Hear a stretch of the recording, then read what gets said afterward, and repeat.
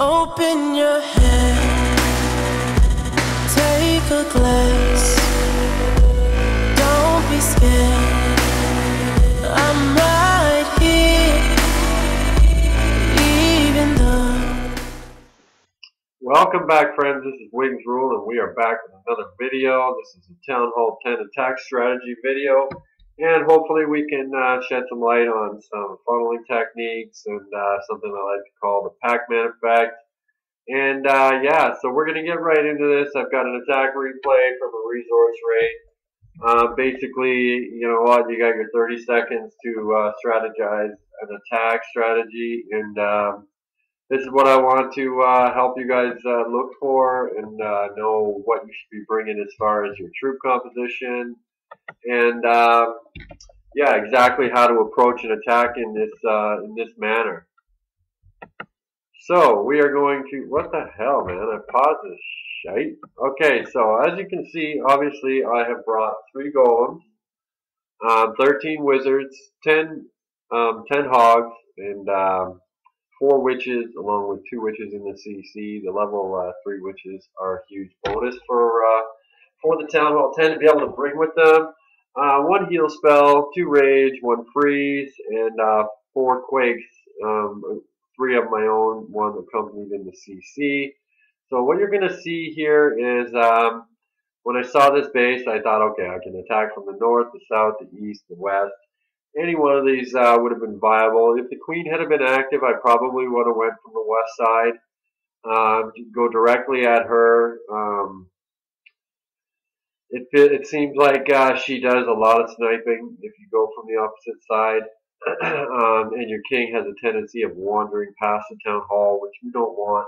We want him to at least get a few swats in at it. Typically, the queen plays MVP and busts her way through to the town hall and snipes that for us. But so, anyways, I chose to go from the north here because 12 o'clock looks like a really good access to the first Inferno Tower and to a major splash damage component.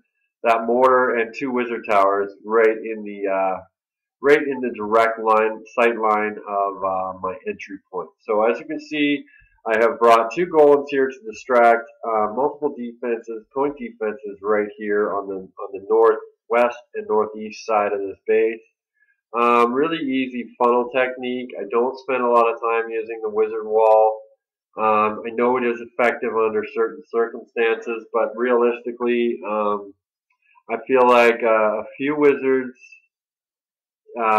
gives a lot of payoff as opposed to a massive amount of wizards, and it also helps you to feed your kill squad something to eat, so that it will send it into the center of the base. If you give it a trail to follow, it will follow the trail. If you take away that trail, things can go pretty bad pretty quick. So what you see here is 2 golems go down to distract these major point defenses here. And a few wizards are going to come on the northwest, and a few wizards are going to come on the northeast. Now that's going to leave all of this stuff in the center here for your kill squad to attack. I probably didn't need to drop my queen as early as I did, but obviously it wasn't a big issue. So what we're going to do is we're going to play out this attack. Now, our idea here is to push the golems into the center of this base and the witches into the center of this base. Get the defenses occupied, and then make some hogs come down here and hogs come down on the east side that are going to take care of some defensive structures that are going to put a lot of hurting on the witches and the golems in the center, as well as the heroes and the wizards. Now, it's important to bring enough wizards that are going to follow in with the witches and are going to help with taking out structures. Okay, witches are really great because their skellies occupy the Inferno Towers, and they occupy a lot of the splash damage defense because they get right up in your face and they become the closest target for them.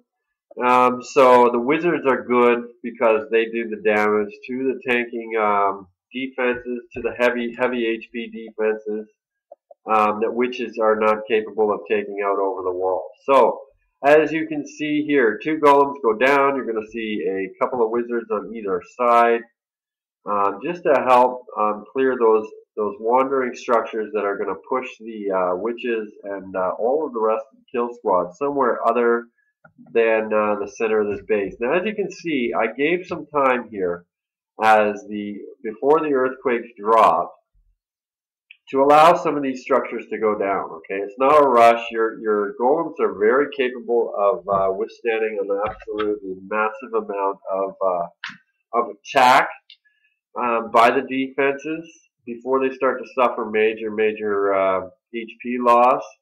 So as you can see, these golems are both still green, and these outside structures here that are going to want to help these witches redirect, they're all going to go down. Okay, so it's going to be pretty easy now for me to say, okay, it's time to open up this wall and send everybody into the center. So as you can see, everything is open in this middle of this base. Okay, so this is a really vulnerable base at this point.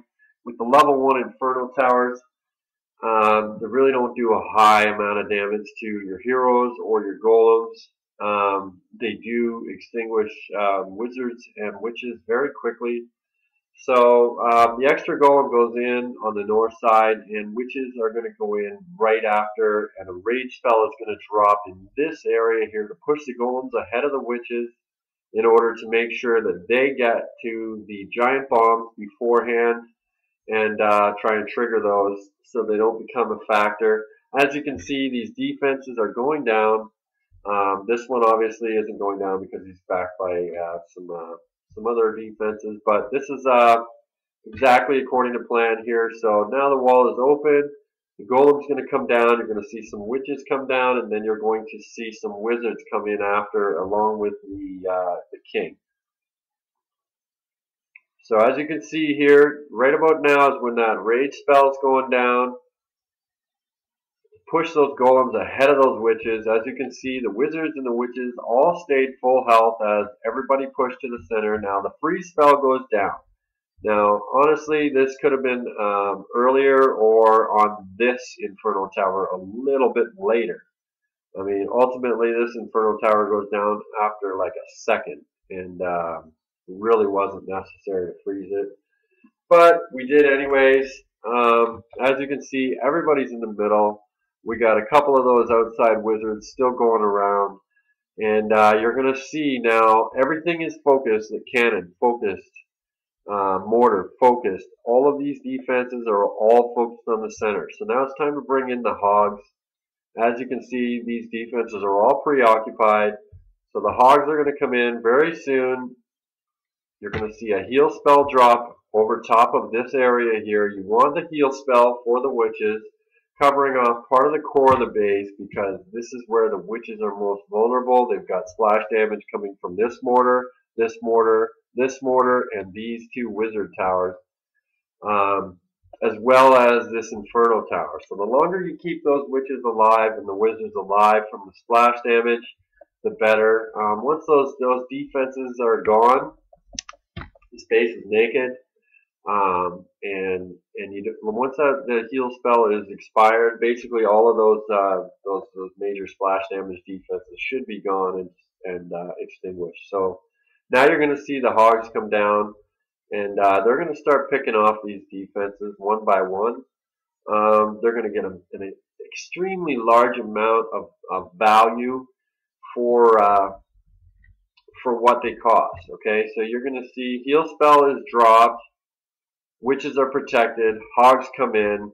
They're going to start taking out some point defenses. Now you're going to see another rage to push the witches, wizards, and king through this wall, through the remainder of this core, and out the backside of this base. It could have been just as easily a jump spell to push everybody, but the rage helps get through that Inferno Tower as well. So as you can see, my king is nearly full health, the town hall is gone, and there's 41% of this base gone. These hogs are wrecking this base up. Archer Tower is focused on the queen, and yeah, a couple wizards here are going to take out a giant bomb and get dead, but Everything went pretty well according to plan. So you can see there's at least 6 defenses taken out by the 10 hogs that we brought in. So and the king is pushing through that wall under the rage, and soon enough he will be using his rage to keep getting through that wall.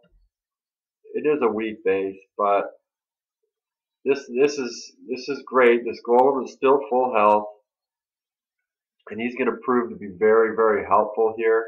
Those hogs came through. They killed this, all the way down to that wizard tower. So as you can see now, leaving that one wizard in our camp helped us clear that back corner here where everybody went past. Now it's hard to predict what you're gonna miss, but 1 or 2 wizards or 1 wizard and a couple of minions is always useful. Particularly in a war raid, you want to try and make sure that you don't end up with a 95% 1-star or 2-star, because you didn't save a couple troops for the cleanup. There are a lot of structures in this base. As you can see, that golem finally goes down. Skellies are doing a great job of just helping with the cleanup. We got wizards alive, 3 witches still going out of 6. So that's really, you could tell that they were obviously quite protected. Archer Queen finally uses her ability, even though it was unnecessary. She was nearly full health. And that is how you clear a base at the Town Hall 10 level. So as you can see, though, the Pac-Man effect happens here. You gave them some pellets. They just went straight into the base. They had no reason to deviate because they would have had to have been breaking through walls to get to anywhere other than the center of this base. So the Quad Quake really works well. A jump spell also is effective. It's not maybe quite as effective, but because it does run out. But I don't know. There's lots of arguments for either side. Anyways, so this base goes down heavy. This attack can be used under lots of circumstances in the wars, and hopefully this helps you out with the video. All right, so let's hope this gets you some stars, and you like it. Comment and share this with your friends and your comrades. All right, Wingsrule, keep clashing. Open your head, take a glance.